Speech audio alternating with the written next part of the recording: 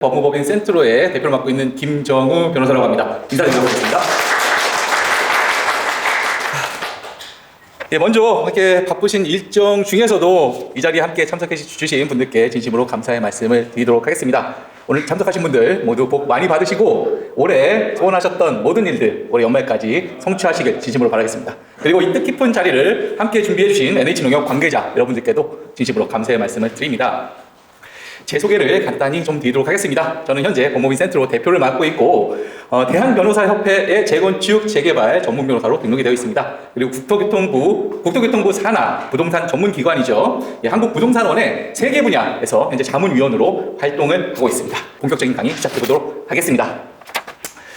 네, 투기과열지구 조합원 입주권 분양권 투자 시 핵심 체크 포인트입니다. 네. 2025년 10월 15일이죠. 이거는 모든 분들이 다 이제 아시게 됐어요. 예, 서울 전 지역 그리고 경기 12개 지역의 투기과열지구 확대 발표가 있었고요. 그리고 이 발표로 정비사업 현장이 완전히 혼란의 도가니가 됐습니다. 이제 집 못 파는 거 아니냐? 예, 이런 걱정들이 굉장히 많았습니다. 투기과열지구와 관련해서 정비사업의 주요 규제 내용이 뭔지 오늘 살펴보는 시간을 가지려고 하는데요. 핵심적인 것 3가지가 있습니다. 투기과열지구 정비사업에서는 부동산 거래가 있을 경우에 양수인한테 조합원 지위가 승계가 되지 않는 내용이 있습니다. 도시정비법 제39조 2항입니다. 예외적으로 승계가 가능한 내용이 있는데요. 그 예외의 규정을 잘 파악해서 부동산 거래를 할 경우에 성공할 수 있겠죠. 근데 그 예외 규정을 어설프게 아시는 분들 또는 오해하시는 분들도 있어요. 그러면 소위 물딱지를 거래하게 되는 건데요. 그럼 결국 실패하게 되겠죠. 그런 사례들을 좀 살펴보겠습니다. 두 번째로 또 강력한 규제 중에 하나가 바로 정비사업에 있어서 5년 재당첨 제한입니다. 투기과열지구에서 한번 조합원 분양 대상자 또는 일반 분양 대상자로 선정이 되면 5년 이내에는 조합원 분양을 할 수 없게 도시정비법 72조 6항에서 규정이 되어 있는데요. 이 내용도 잘 알고 투자를 결정을 좀 하실 필요가 있어요. 방금 전에 말씀드렸듯이 5년 이내에 조합원 분양 신청을 할 수 없다고 말씀드렸는데 그러면 일반 분양 청약하는 게 있죠. 청약은 가능하냐? 도시정비법엔 규정이 없지만 주택법 쪽에 있습니다. 주택공급에 관한 규칙 제54조인데요. 투기과열지구 정비사업에서 한번 조합원 분양 대상자로 선정될 경우에는 5년 이내 다른 투기과열지구에서 일반 분양 청약도 안 되는 내용이 규정이 되어 있어요. 이 3가지 내용들을 하나씩 사례별로 살펴보도록 하겠습니다. 앞부분이 법률 내용이 좀 있어요. 근데 법률 내용을 조금 아셔야지 사례들을 아실 수 있기 때문에 법률 내용들은 그런 게 있나 보구나. 한 번에 아마 이해가 안 되실 수도 있거든요. 대략적으로 파악하신다는 마음으로 들어주시고, 사례를 통해서 제가 조금 더 쉽게 한번 설명을 드려보도록 하겠습니다. 첫 번째, 투기과열지구 조합원지 승계 제한과 관련된 내용입니다. 법률 내용이 좀 복잡한데요. 간단하게 좀 정리를 해봤습니다. 투기과열지구 내에서 원칙적으로는 정비구역에 건축물 또는 토지를 양수할 경우에는 양수인, 그걸 매수한 사람한테 조합원지 승계가 불가능합니다. 재건축의 경우에는 조합 설립 인가 이후에 거래가 있을 경우에는 조합원이 되지 못하고 현금 청산이 됩니다. 투기과열지구 정비사업, 어쨌든 정비사업에서 뭔가 부동산을 거래한다는 건 뭐 때문에 할까요? 아파트 입주권 때문에 하겠죠. 그렇죠? 나는 현금 청산할래 라고 해서 부동산 사시는 분 계실까요? 없으실 겁니다. 단 한 분도 없으실 겁니다. 근데 잘못 거래했다가 현금 청산 당하시는 사례들이 있었습니다. 그런 사례들을 볼 겁니다. 재건축의 경우에는 조합 설립 인가 후, 재개발의 경우에는 관리처분 계획 인가 후, 양수할 경우에는 매수인이 조합원이 되지 못한다 규정이 되어 있습니다. 이건 원칙이고요. 우리가 파악할 건 뭐냐? 원칙도 중요하지만 예외, 조합원지 승계가 가능한 예외가 중요합니다. 이런 부분들 쭉 보시면 되겠고요. 여러 가지 사유가 있어요. 하나씩 좀 설명을 드리자면 일단은 먼저 첫 번째, 상속으로 받았어. 상속은 부모님 걸 받는 건데 부모님한테 받았다고 부모님 돌아가셔서 어쩔 수 없이 받잖아요. 그것까지 조합원지 승계가 안 된다? 이건 안 되겠죠. 이거는 너무 불합리할 거예요. 그렇기 때문에 상속 같은 경우는 조합원지 승계를 인정해 주고 있습니다. 또 하나, 이혼. 이혼으로 해서 재산 분할을 해가지고 결국에는 그 부동산을 양수할 경우에 이때도 해줍니다.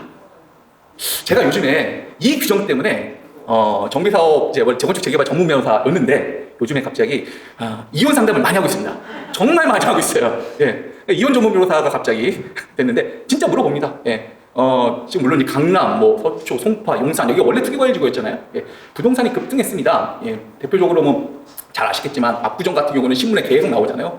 100억 조만간 200억 간다 이렇게 얘기하고 있는데 그러니까 이제 우리 의뢰인 분들께서 정말 이혼도 생각해 보시는 거예요.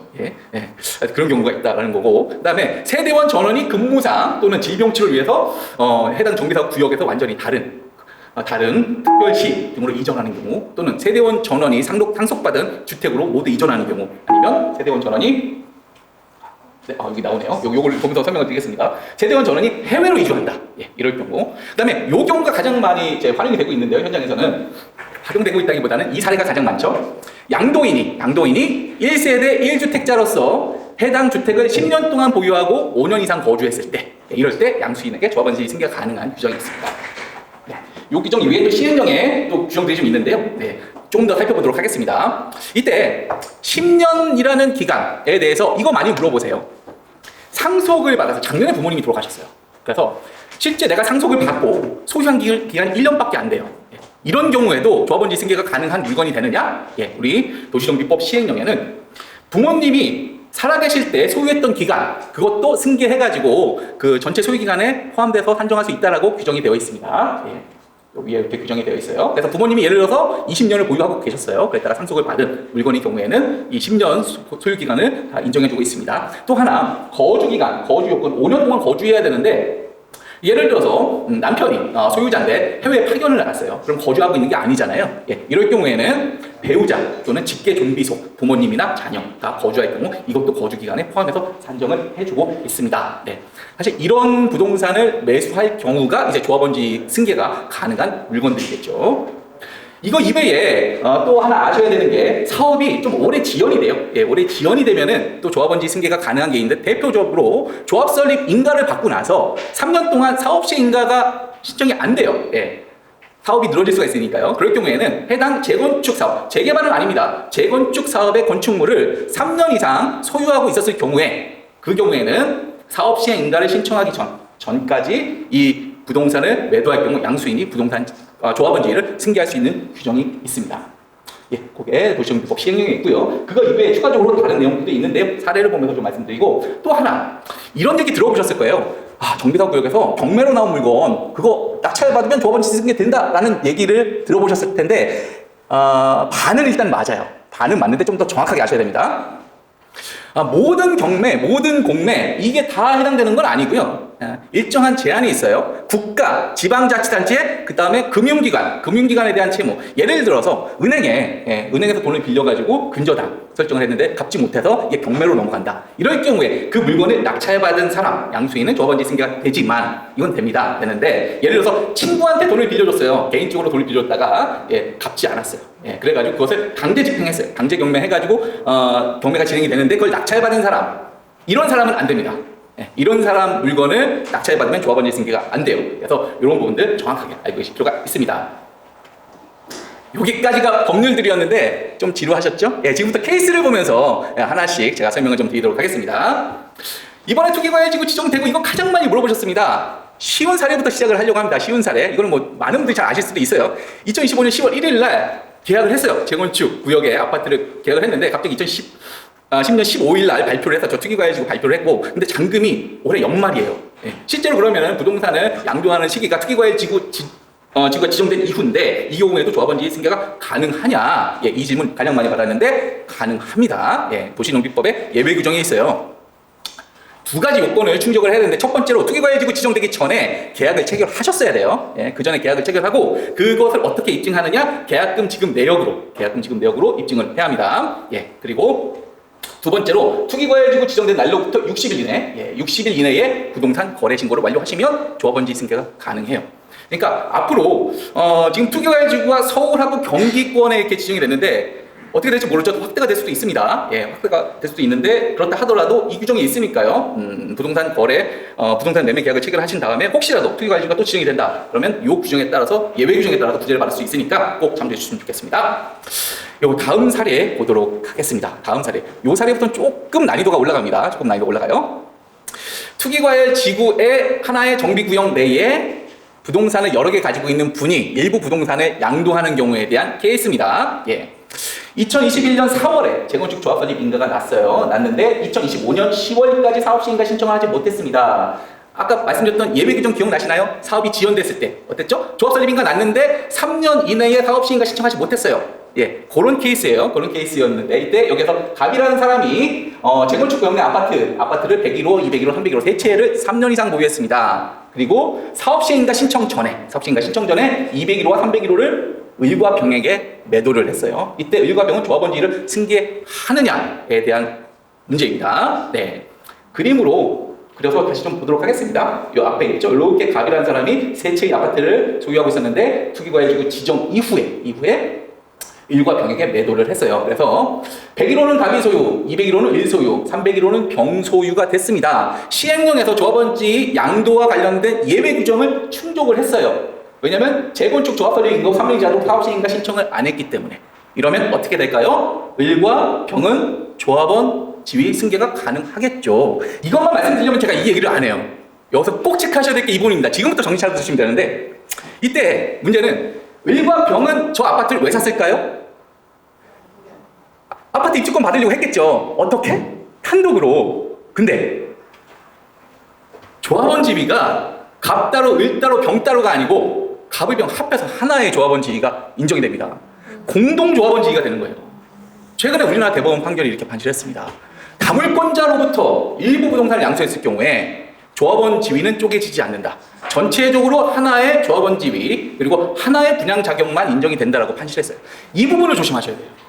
그렇기 때문에 투기과열지구의 정비사업 내 구역에서 뭔가 투자를 하실 때 물건을 타신다 할 때 그 매도인이 여러 개의 부동산, 그 정비구역 내 여러 개의 부동산을 가지고 있는 사람인지 하나의 부동산만 단독으로 가지고 있는 것인지를 반드시 체크하셔야 돼요. 이게 바로 체크 포인트입니다. 예. 그냥 물건 나왔네 사야지 아우 좋은 물건이야 이러고 샀다가 나중에 매도인하고 한 지붕 두 가족 옛날에 한 지붕 세 가족이라는 그런 방송 프로그램이 있었죠. 예. 어쨌든 그런 사항을 미리 예방하시기 위해서 꼭 체크하셔야 됩니다. 두 번째 케이스 좀 보도록 하겠습니다. 예, 이번에는 뭐 내용은 다 비슷한데 아파트와 상가를 동시에 소유한 분으로부터 양도한 케이스예요. 예. 아파트도 갖고 있고 상가도 갖고 계신 분들이 꽤 있습니다. 예, 그렇죠? 예. 요런 케이스인데요. 예. 갑이라는 분이 아파트와 상가를 가지고 있었는데, 자, 조합 설립 인가 후에 투기과열 지구 현장인데, 아파트만 이렇게 매도를 했어요. 아파트만 매도했어요. 조합원 지위 승계 요건이 다 충족된 상황을 전제로 말씀드린 겁니다. 예. 아파트만 이렇게 을에게 매도를 했어요. 을이 아파트를 산 이유는 뭘까요? 아파트 입주권을 가지기 위해서죠. 그렇죠? 우리의 목적은 하나죠, 무조건. 예? 현금 청산 달려고 했을까요? 아닙니다. 아파트 입주권을 받기 위해서 하는 건데요. 이때 을이 아파트에 대해서 단독으로 조합원 지위가 인정될 수 있을까요? 안 됩니다. 방금 전에 말씀드렸죠. 예? 하나의 정비구역에 다물권자잖아요. 갑이 아파트도 가지고 있고 상가도 가지고 있고 여러 개의 부동산을 가지고 있는 분인데 이 분으로부터 일부 부동산을 양수했을 때 조합원 지위는 양도인과 양수인, 갑과 합해서 하나입니다. 도시정비법에 명백하게 규정이 돼 있어요. 예, 하나예요. 그럼 이때 분양 자격은 어떻게 되느냐? 앞에서 봤을 때 아파트가 세 채가 있을 때 분양권도 하나다라는 대법원 판시가 있었고요. 그럼 이건 어떻게 되냐? 이 부분은 사실 논란이 있어요. 을이 아파트에 대해서 단독해서 조합원 입주권을 취득하는 것이 가능한가? 이거는 현재 논란이 있습니다. 예, 논란이 있어요. 방금 전에 아파트 세 채의 경우와 비교했을 때 만약에 을에 대해서 아파트 단독 입주권을 주는 것은 형평에 맞지 않겠죠. 다만 이 부분은 앞으로 우리나라 법원이 어떻게 볼지 좀 추이를 지켜봐야 될 것 같습니다. 그렇기 때문에 현장에서 아파트에 대해서 단독 입주권 나옵니다 라고 얘기하는 부분에 있어서는 꼭 한번 의심을 해보시고 최근 판례가 이와 관련된 게 나와 있는지 꼭 체크하시고 투자를 결정을 하셔야 돼요. 일단은 법에 따라서 갑과 을은 조합원 지위가 하나라는 건 명백합니다. 그러면 그거는 이견이 없어요. 이견이 없는데 이때 을이 아파트에 대해서 단독으로 입주권이 나오느냐 이 부분은 물음표라는 거 꼭 체크해 주셨으면 좋겠습니다. 그러니까 투자를 하실 때 꼭 이 부분 확인하시고 투자하시기 바랍니다. 다음 사례 좀 보겠습니다. 투기과열지구 재건축구역에서 공유자 아파트를 매수할 때 조합원 지위 승계 요건 이 부분과 관련된 건데요. 사례 정리해서 보겠습니다. A라는 사람과 B라는 사람이 투기과열지구 재건축 구역에서 이렇게 50% 2분의 1 지분씩 공유를 하고 있어요. 이것을 갑이 전체를 매수했는데 A라는 사람은 대표 조합원이면서도 1세대 1주택 10년 소유 5년 거주 요건을 충족을 했습니다. 근데 B는 조합원지 승계 요건을 충족하지 못했어요. 못했을 때 이때 갑이 매수인이 이 지분 전체에 대해서 대표 조합원이 충족했으니까 전체가 조합원지 승계가 될 거냐? 아니 A는 됐지만 B는 안 됐으니까 50% 지분만 조합원지에 승계되고 나머지 50%는 현금 청산되느냐? 이런 물건 만약에 현금 청산된다고 가정한다면 이런 물건 사시면 될까요? 안 됩니다. 절대로 안 돼요. 예, 요게 쟁점입니다. 대표 조합원만 충족되면 전체 승계가 가능한 거냐? 아니면 지위 승계에 대해서 개별적으로 다 판단해 봐야 되느냐? 우리 국토교통부가 이렇게 유권 해석을 했습니다. 여기 보시면 글자가 잘 보실지 모르겠어요. 대표 조합원이 요건 충족하면 조합원 지위 양도 가능할 것 같다. 가능하다. 라는 취지로 유권 해석을 했어요. 예. 그러면서 이게 구청에도 전달이 되고 구청에서도 그런 안내를 많이 하고 현장에서도 이 안내가 대부분 많이 퍼져 있습니다. 우리 법원은 뭐라고 봤을까요? 2022년 서울고등법원 판결 그리고 2025년 8월 굉장히 따끈따끈한 2달밖에 안 된 대법원 판결이 있습니다. 이 사안 간단하게 말씀드리면요. 예, 방금 전에 드린 내용은 거의 비슷한데, 자, 갑과 을이 2분의 1씩 공유를 하고 있었는데 병이 이것을 다 양수한 거예요. 양수 방법은 경매를 통해서 양수를 했습니다. 예, 경매를 통해서 양수했는데 이때 경매가 조합원지 승계가 불가능한 경매였어요. 개인 간 채무로 낙찰받은 거예요. 그러니까 다른 요건 충족되는지를 봐야 되는데 그게 바로 마지막 남은 게 1세대 1주택 10년 소유 5년 거주 요건 충족했느냐를 봤고 갑은 충족했는데 을은 예외 요건을 충족하지 못했다. 아이고. 예. 을은 예외 요건을 충족하지 못했다. 예. 법원이 어떻게 봤는지 보겠습니다. 서울고등법원 수인의 부동산 양도인 요건 충족 여부는 대표 조합원이 아니라 각 양도인별로 지분별로 갭을 판단해야 된다. 이렇게 반시했어요. 대법원이 뭐라고 했을까요? 서울고등법원 판결은 정당하다. 그러니까 결국에는 현금 청산되는 거죠. 예. 이런 물건 굉장히 조심하셔야 됩니다. 특히 최근에 나온 판결이에요. 현장에서는 국토교통부 유권 해석 때문에 대표조합원만 충족하면 됩니다라고 알고 계신 분들이 많은데 최근에 나온 판결이기 때문에 이 부분 꼭 체크를 하셔야 됩니다. 예. 다음 사례를 또 좀 보도록 하겠습니다. 이거 많이 문의를 받고 있거든요. 아, 자녀한테 좀 주고 싶다 그래가지고 자녀한테 이제 증여를 해주시는 분들이 있어요. 예. 투기과열지구에서 재건축 아파트 소유하고 있다가 조합 설립 이후에 자녀에게 2분의 1씩 지분 증여했을 때 자녀들한테 조합원지 승계가 가능한가? 가능할까요? 가능하지 않습니다. 가능하지 않아요. 예. 가족은 일신동체다. 아닙니다. 가족은 일신동체가 아니에요. 절대 그렇게 보시면 안 돼요. 그리고 뭐 부부는 일신동체다. 절대 아닙니다. 별산입니다. 별산. 예. 절대 아니에요. 자, 3. 부친으로부터 이 사건 부동산을 증여받았다. 그랬다 하더라도 도시정비법에서 증여받은 것 자체가 조합원지 승계를 제한하는 그 규정에 해당하는 명백하기 때문에 조합원이 될 수 없다. 이렇게 반시했고요. 그랬더니 이랬어요. 아니, 내가 사실은 증여하긴 했는데 나 얼마 안 있으면 이제 하늘나라 가. 나 어차피 이거 상속 받을 거거든 애들이. 이게 사실상 상속한 거야. 미리 좀 상속한 거야. 라고 주장했는데 우리 법원은 그것도 타당하지 않다. 예, 증여했기 때문에 상속과 증여는 명백하게 다르다. 반시했습니다. 그러니까 증여를 쉽게 생각하시면 안 돼요. 절대 안 됩니다. 예, 현금 청산될 수가 있습니다. 핵심 체크 포인트. 조합원 입주권 매매 계약 시 반드시 이 내용을 넣으실 필요가 있는데요. 매수인의 경우에 이 부동산이 단독 조합원 입주권을 취득하는 것이 매매의 목적이다 라는 것을 매매 계약서에 기재를 하시고, 또 만약 단독으로 조합원 입주권이 인정되지 않을 경우에는 매매 계약을 해지할 수 있고, 이 경우에 매매 대금 외에 손해배상금이라든가 위약벌로 구체적으로 얼마의 금액을 지급하겠다. 예. 이런 내용을 명시하는 것이 굉장히 필요하다고 생각을 합니다. 예. 이런 내용이 없으면 매수인 입장에서 이걸 다 입증해야 되거든요. 입증이 굉장히 곤란합니다. 그렇기 때문에 부동산 투자를 생각하시는 경우에 매매 계약서에 이런 내용들을 반드시 기재하실 필요가 있다고 생각합니다. 시간이 금방 지나가네요. 좀 빨리 진행을 하겠습니다. 네. 혹시 찍으실 분 있으시면 찍으셔도 됩니다. 네. 넘어가겠습니다. 자, 방금 전에 말씀드린 게 첫 번째 다물권자 부동산 양수 반드시 조심하셔야 되고, 공유부동산, 그다음에 일부 지분 양수 조심하셔야 될 부분들 말씀드렸습니다. 두 번째로 5년 재당첨 제한 관련된 내용입니다. 예, 이런 기사가 있었는데요. 한남 3구역에서 200명이 넘는 사람이 현금 청산이 됐는데 5년 재당첨 제한 때문에 현금 청산이 됐었습니다. 2023년도 기사입니다. 예. 5년 재당첨 제한은 일단은 첫 번째로 날짜를 기억한다고 한다면 2017년 10월 24일, 요거 날짜는 반드시 기억을 해주셨으면 좋겠습니다. 2017년 10월 24일입니다. 예.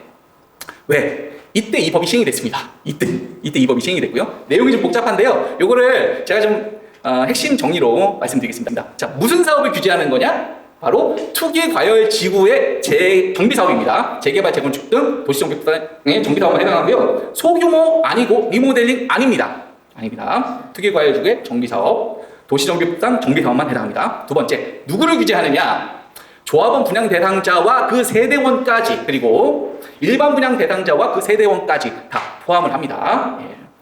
상당히 넓습니다, 범위가. 세 번째로 기산점이 어떻게 되느냐? 분양 대상자 선정일로부터 5년입니다. 예, 조합원 분양물의 경우에는 최초 관리처분 인가일로부터 5년 동안 규제가 이루어집니다. 어떻게 규제하는 거냐? 투기과열지구 정비사업에서 조합원 분양 신청을 할 수가 없습니다. 예.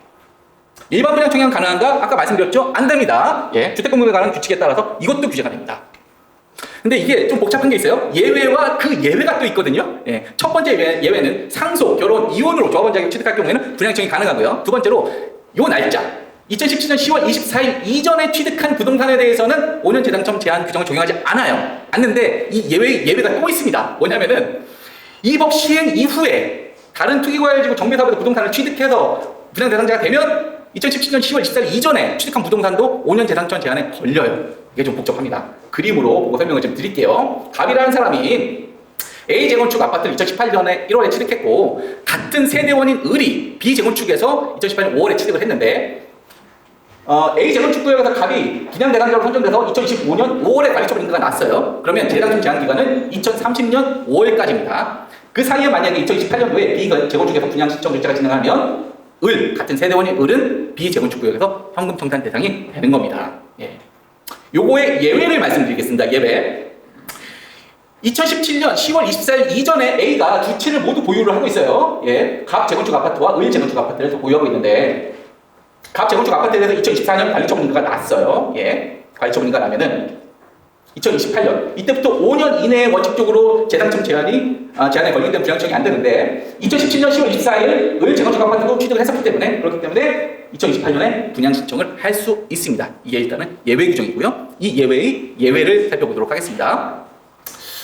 2017년 10월 24일 전에 B가 갑 재건축 아파트를 가지고 있는데 2017년 10월 24일 이후에 다른 재건축 아파트를 또 취득을 했어요. 근데 이 을 재건축 아파트에 대해서 관리처분 인가가 2027년에 났고요. 그러면 갑 아파트에 대해서 2029년 분양 신청 기간이 진행을 할 때 이때 분양 신청이 안 됩니다.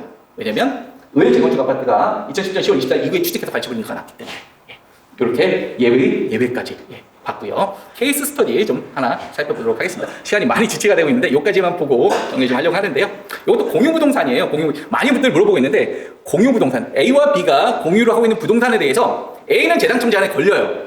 근데 B는 걸리지 않아요. 그러니까 B를 대표조합원으로 해가지고 분양 신청하는 게 가능하겠냐라는 쟁점인데요. 우리 법제처가 유권 해석을 내렸는데 부정했습니다. 안 된다. 예, 법의 입법 취지에 반한다라고 해서 안 된다라고 해서 현금 청산 대상이다라고 유권 해석을 내렸고 올해 2025년 6월이죠. 최근 나온 수원고등법원 판결도 분양 신청이 제한된다. 결국에는 현금 청산이 된다라고 판시한 게 있습니다. 까지 해가지고 제 발표는 다 마무리를 했고요. 이 사진은 이제 제가 촬영을 했었던 건데요. 예, 어디냐면 남산에서 찍은 서울의 야경입니다. 저는 서울에서 태어났고요. 예, 서울을 굉장히 좋아합니다. 앞으로 우리나라에서 최고의 투자를 할 수 있는 부동산 현장은 결국 서울이라고 생각을 하고요. 이 서울에서 오늘 같이 만난 여러분들과 좋은 인연을 앞으로도 계속 잘 만들어갔으면 좋겠습니다. 예, 지금까지 투기과열지구에서 투자와 관련돼서 입주권 분양권에 대한 핵심 체크 포인트 말씀을 드렸습니다. 오랜 시간 들어서 감사합니다.